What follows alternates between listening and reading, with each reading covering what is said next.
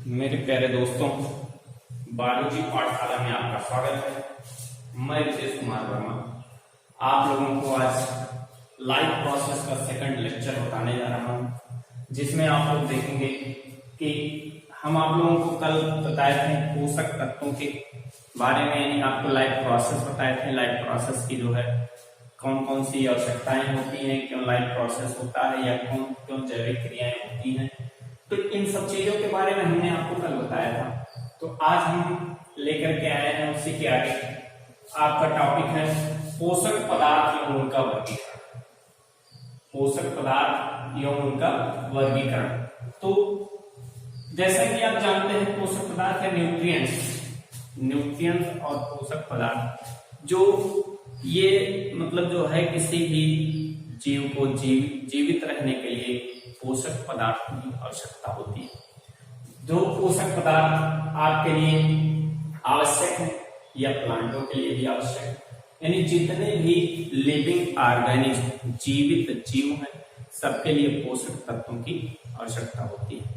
और ये पोषक तत्व जो होते हैं, ये हमारे बॉडी में या प्लांट बॉडी में पाए जाते हैं, जिसमें आप ये चीज देख सकते हैं कि 5 प्रकार के पोषक तत्व हैं। कार्बोहाइड्रेट सबसे मेन, फैट या वसा, प्रोटीन्स, विटामिन तथा जल एवं खनिज लवण, ये 5 प्रकार के हैं जो पोषक पदार्थ हैं। इनका वर्गीकरण जो किया गया है 5 भागों में किया गया है। पहला, जैसा कि हमने बताया, कार्बोहाइड्रेट, फैट, प्रोटीन, विटामिन, जल तथा खनिज लवण, वाटर एंड मिनरल्स पार्ट्स। तो ये सब जो है मतलब किसी भी जीव के लिए जो है आवश्यक होते हैं। तो हम सबसे पहले ये चीज देखते हैं कि कार्बोहाइड्रेट के बारे में। कार्बोहाइड्रेट क्या है बेटा? कार्बोहाइड्रेट जो होता है, ये आप ये चीज देख सकते हैं कि कार्बोहाइड्रेट जो होता है, स्पेशली रूप से आप कह सकते हैं इसे जो है हम प्रमुख ईंधन कहते हैं। कोशिकाओं का जो है कोशिकी ईंधन होता है कार्बोहाइड्रेट। अब कार्बोहाइड्रेट में भी कई टाइप्स के हैं। फिलहाल आपको जो मतलब हाई स्कूल में पढ़ना है, तो हाई स्कूल बेस पर जो है कार्बोहाइड्रेट के जो मतलब आपको एक सिंपल क्लासिफिकेशन दिया गया है, सिंपल क्लासिफिकेशन टाइप का दिया गया है। तो कार्बोहाइड्रेट जो बना होता है, ये जो है मेनली रूप से कार्बन, हाइड्रोजन और ऑक्सीजन, यानी इससे मिला हुआ यौगिक होता है, इन सब के मिलने से। और इसमें जो कार्बन, हाइड्रोजन और जो है ऑक्सीजन का जो रेशियो या अनुपात होता है, वो 1:2:1 या 1:2:1। इस रेशियो में जो है कार्बन, हाइड्रोजन और ऑक्सीजन पाया जाता है। किसमें? कार्बोहाइड्रेट। अब कार्बोहाइड्रेट जो होता है, ये आप ये चीज कह सकते हैं, ये मेनली रूप से ऊर्जा का जो है संचालक होता है। क्या हमें देता है? ऊर्जा। ऊर्जा प्रदान करेगा। फिर शरीर में जो है मतलब टूट फूट की मरम्मत में भी सहायता करता है। बहुत से कार्य जो है मतलब इसके थ्रू किया जाता है इसका, लेकिन स्पेशली वर्क क्या होता है? एनर्जी का जो है सप्लाई करना या ऊर्जा का सप्लाई करना। तो इस प्रकार से ये कार्बोहाइड्रेट विशेषली रूप से हम देखते हैं कार्बोहाइड्रेट को 2 टाइप से बांट दिया गया है। हाई स्कूल बेस्ड, यानी हाई स्कूल क्लास के जो है बुक में ये चीज दिया गया है आपका कि कार्बोहाइड्रेट 2 प्रकार के होते हैं। एक आपका पहला कहा जाता है सरल कार्बोहाइड्रेट। तो सरल कार्बोहाइड्रेट या सिंपल कार्बोहाइड्रेट्स। तो सिंपल कार्बोहाइड्रेट्स का मतलब इसमें ये चीज कहा गया कि जैसे हम इंटर में जाएंगे तो हमको जो क्लासिफिकेशन के अकॉर्डिंग मोनोसैकेराइड, डाइसैकेराइड और पॉलीसैकेराइड्स की बात की जाती है। यहाँ पे जो है मोनोसैकेराइड और डाइसैकेराइड को इन्होंने सिंपल कार्बोहाइड्रेट्स कह दिया है। यानी मोनोसैकेराइड जैसे ग्लूकोज,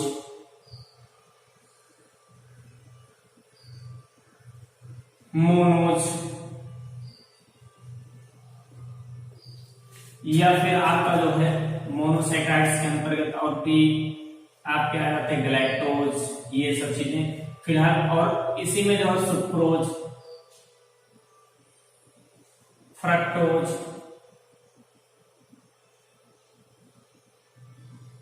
फ्रक्टोज। तो इस प्रकार से जैसे ये आपके जो है डाइसैकेराइड्स हैं, लेकिन यहाँ पे जो है सिंपल कार्बोहाइड्रेट्स के अंतर्गत रखा गया है। तो इसके अंतर्गत जैसे ये चीज है कि आपका ग्लूकोज हो गया, मोनोज हो गया, ग्लैक्टोज हो गया, ये सब जो मतलब आपके क्या होते हैं, मोनोसैकेराइड्स होते हैं। सुक्रोज, फ्रक्टोज, माल्टोज, ये सब क्या होते हैं आपके स्पेशली रूप से आप ये देखते हैं मतलब जो है ये डाइसैकेराइड में आते हैं। लेकिन यहाँ पे सिंपल जो है कार्बोहाइड्रेट या सरल कार्बोहाइड्रेट्स के बारे में ये चीज आपको बताया जाता है कि सरल कार्बोहाइड्रेट्स जो होते हैं वो glucose, Monoj, sucrose, fructose etcetera या इत्यादि। तो और जटिल कार्बोहाइड्रेट दूसरा पॉइंट है आपका, जटिल कार्बोहाइड्रेट। जटिल कार्बोहाइड्रेट या कॉम्प्लेक्स कार्बोहाइड्रेट की बात करते हैं, कॉम्प्लेक्स कार्बोहाइड्रेट। तो जटिल कार्बोहाइड्रेट जो होता है इसके अंतर्गत आते हैं कि मतलब जो है जटिल कार्बोहाइड्रेट्स जो होते हैं वो आप कह सकते हैं पॉलीसैकेराइड्स, जैसे मान लो स्टार्च या ग्लाइकोजन,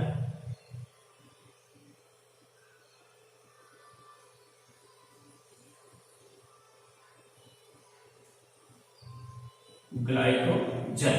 तो और भी है आपके जैसे जो मतलब आप कह सकते हैं कि सेलुलोज है या काइटिन है, ये सब मतलब जो है कई आपके जो आते हैं हिपायरिन वगैरह, ये सब जो मतलब किसमें आते हैं आपके जो है जटिल कार्बोहाइड्रेट्स में आते हैं। यानी यहाँ पर ये चीज बताया गया कि सिंपल प्रकार से आप देख लीजिए कि जिनका जो है स्ट्रक्चर थोड़ा कॉम्प्लेक्स नहीं होता है उन्हें जो है सिंपल कार्बोहाइड्रेट या सरल कार्बोहाइड्रेट्स में रखा गया है, और जिनका जो है स्ट्रक्चर थोड़ा सा कॉम्प्लेक्स है या बहुत सारे मॉलिक्यूल के मिलने से बने हुए हैं उन्हें क्या कहा जाता है, जटिल कार्बोहाइड्रेट। तो जटिल कार्बोहाइड्रेट्स के अंतर्गत हमने बताया एग्जांपल आपको स्टार्च, ग्लाइकोजन, काइटिन और जो है आपका काइटिन हो गया, हिपायरिन हो गया, ये सब चीजें जो मतलब सेलुलोज, ये सब किसके अंतर्गत आते हैं, जटिल कार्बोहाइड्रेट। और सरल में glucose, Monoj, sucrose, fructose etcetera या इत्यादि।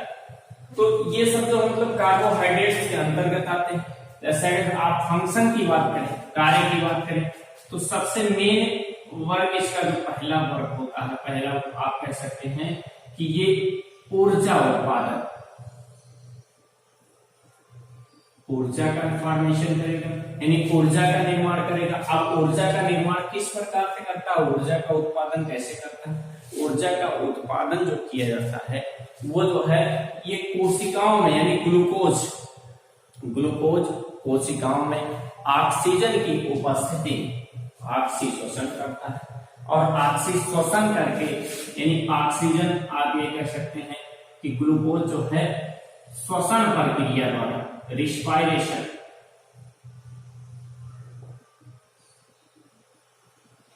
रिस्पायरेशन के द्वारा जो है क्या करता है, एनर्जी देता है,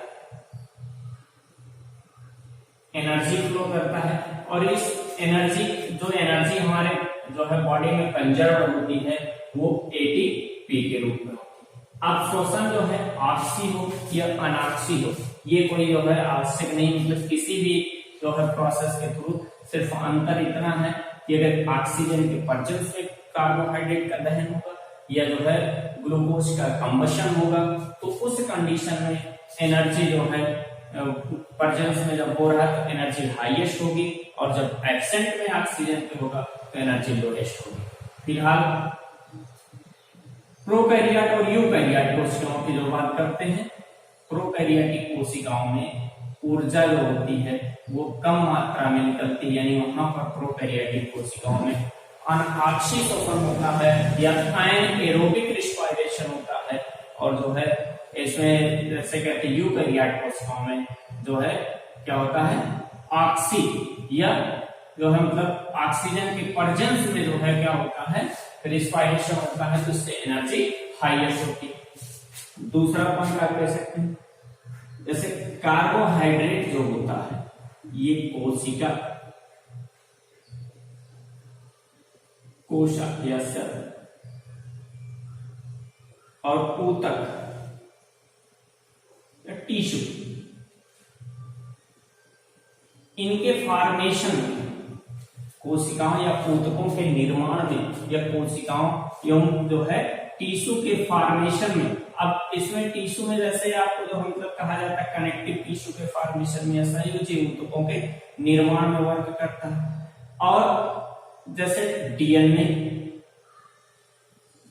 एवं आरएनए की बात करते हैं, डीएनए और आरएनए में भी जो है कार्बोहाइड्रेट प्रेजेंट होता है, जो डीएनए में जो है डीऑक्सीराइबोज,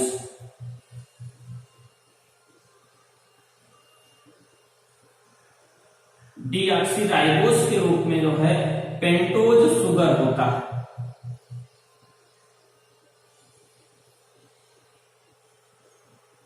डीऑक्सीराइबोज के रूप में पेंटोज शुगर होता है। और आरएनए में होता है राइबोज,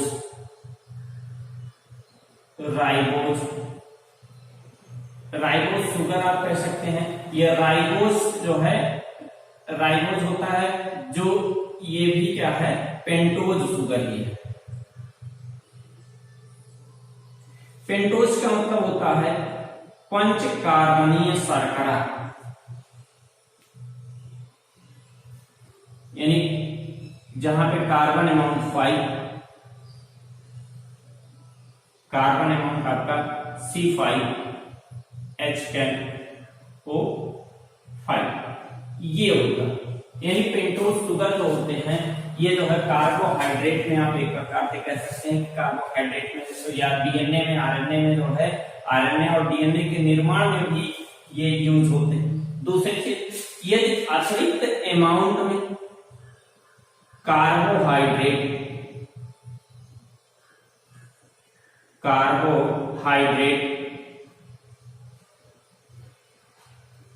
हमारी बॉडी में स्टोर होता है, या हमारी बॉडी में अधिक मात्रा में कार्बोहाइड्रेट आ जाता है, तो ये कार्बोहाइड्रेट जो है फैट में कन्वर्ट हो जाता है, वसा, ठीक है, वसा में कन्वर्ट हो जाता है, या वसा में परिवर्तित होकर के डिपोजिट हो जाता है, एकत्रित हो जाता है। दूसरी चीज कि इसका डिपोजिशन जंतु में ग्लाइकोजन के रूप में, या जिसे हम कहते हैं जंतुओं में संचित भोज्य पदार्थ किस रूप में पाया जाता है, ग्लाइकोजन के रूप में। और पादप में, पौधों में या पादप में जो है जो संचित भोज्य पदार्थ होता है वो मंड या स्टार्च के रूप में पाया जाता है। यानी अगर इसको हमसे एक चीज पूछता है कि पौधों में जो है भोज्य पदार्थ किस रूप में जो है संचित होता है, तो ग्लाइकोजन आप कह सकते हैं, और जंतुओं में किस रूप में होता है, तो मंड या स्टार्च के रूप में। दूसरी चीज, अगर इनकी मात्रा हमारे बॉडी में जो है संचित होने से जो एक्स्ट्रा फूड मटेरियल से अधिकतम होती है, तो इनका जो है कन्वर्जन किस में हो जाता है, इनका परिवर्तन किस में हो जाता है, फैट में हो जाता है। और फैट में होकर के ये एपिडर्मल लेयर के नीचे जो है एकत्रित हो जाते हैं। तो ये चीज मतलब जो है हमारा था कार्बोहाइड्रेट। हम दूसरा पॉइंट देखते हैं, प्रोटीन। प्रोटीन हमारा क्या है, प्रोटीन के बारे में थोड़ा सा देख लिया जाए।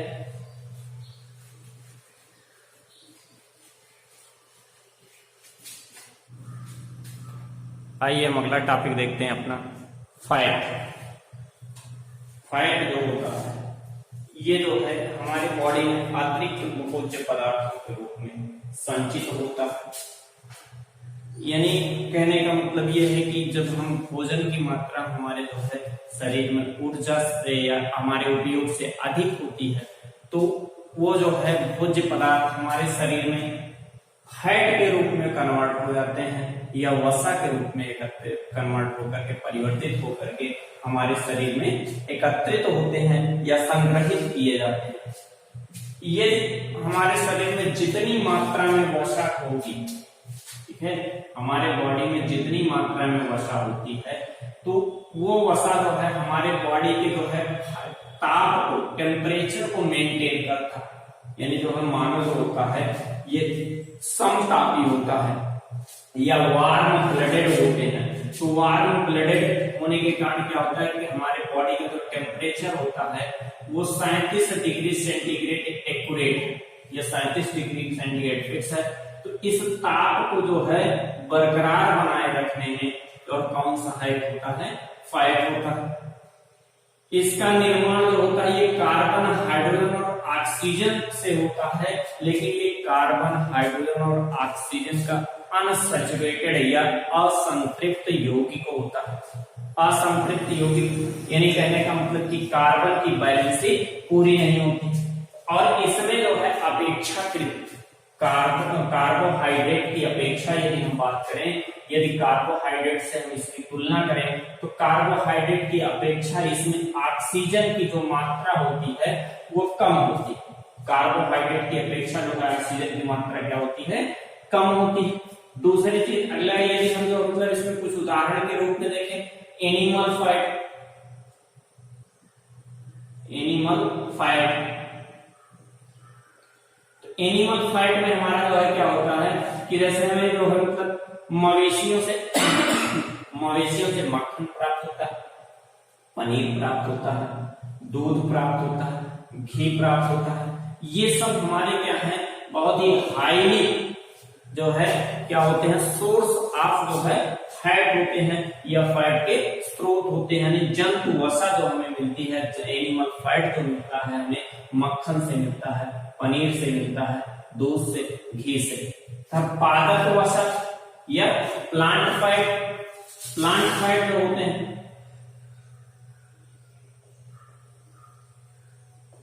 प्लांट फैट जो हमें पाए जाते हैं, जैसे हम नारियल का तेल यूज करते हैं, नारियल से, मूंगफली का तेल या मूंगफली भी डायरेक्टली यूज करते हैं, मूंगफली से भी, बादाम या एलमंड जिसे कहा जाता है, मूंगफली को कहा जाता है ग्राउंड नट, तो एलमंड से, सरसों से मस्टर्ड कहा जाता है। तिलहन, अनेक प्रकार के तिलहन फसलें होती हैं, इन तिलहनों से जो है हमें क्या मिलता है, प्लांट फैट्स मिलता है या पादप वसा मिलता है। नारियल, मूंगफली, बादाम, सरसों, तिलहन आदि से जो हमें क्या मिलता है, पादप वसा या प्लांट फैट मिलता है। आइए हम देखते हैं कि इसका कार्य क्या है, फैट हमारे बॉडी में कौन कौन से कार्य करते हैं। तो फैट का जो है सबसे मेन वर्क आप ये कह सकते हैं कि वैसे जो मतलब मेन वर्क जो है कार्बोहाइड्रेट ही सबसे पहले ऊर्जा उत्पादन करता है।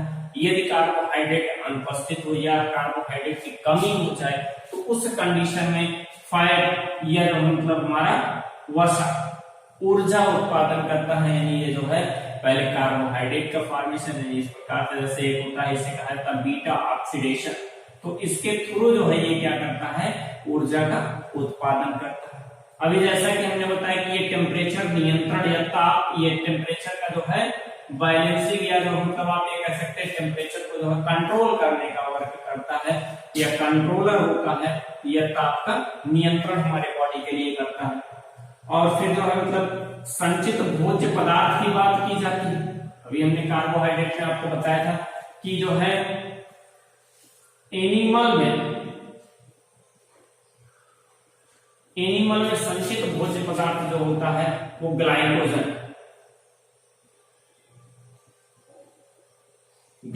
होता है। और जो है यदि हम प्लांट में देखें, प्लांट में संचित भोज्य पदार्थ मंड या स्टार्च, ठीक है, स्टार्च होता है। इस प्रकार के जो है मतलब भोज्य पदार्थों का जो संचयन जो प्लांटों में होता है वो स्टार्च के रूप में होता है या मंड के रूप में होता है पौधों में, और जंतुओं में या एनिमल में जो है ग्लाइकोजन के रूप में होता है। ए विटामिन ए, डी, ई और के, विटामिन ए, डी, ई, के, ये जो है फैट सॉल्युबल विटामिन होते हैं। विटामिनों को जो है सॉल्वेबिलिटी के आधार पर दो टाइप्स में डिवाइड किया गया है, एक वाटर सॉल्युबल विटामिन, एक फैट सॉल्युबल विटामिन। तो हमारा फैट सॉल्युबल विटामिन जो होता है वो ए है, डी है, ई है और के, यानी ये जो है फैट में सॉल्युबल होते हैं। और अनेक प्रकार के हार्मोन्स, कुछ हार्मोन्स भी ऐसे होते हैं कि जो है फैट में क्या होते हैं, सॉल्युबल होते हैं। यानी एक प्रकार से फैट जो है कुछ विटामिनों और कुछ हार्मोन्सों का जो है, हार्मोन्सों के लिए विलायक का कार्य करता है, सॉल्वेंट का कार्य करता है। और दूसरी चीज, आवश्यकता पड़ने पर, जब आवश्यकता हमारे बॉडी में कार्बोहाइड्रेट समाप्त हो जाता है तो उस स्थिति में लिपोजिनेसिस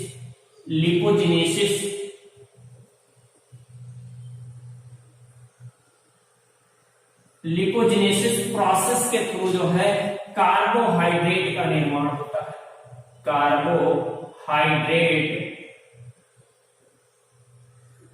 का निर्माण होता है और ये निर्माण करने के बाद हमें ऊर्जा का उत्पादन करती है। यानी इस प्रकार से जो हम हमारे इस लेक्चर में आपने देखा कार्बोहाइड्रेट, प्रोटीन, फैट, इन सब के जो मतलब कार्य, इनका स्रोत, तो फिर आगे हम जो मतलब आप लोगों को नेक्स्ट लेक्चर देंगे। Thank you.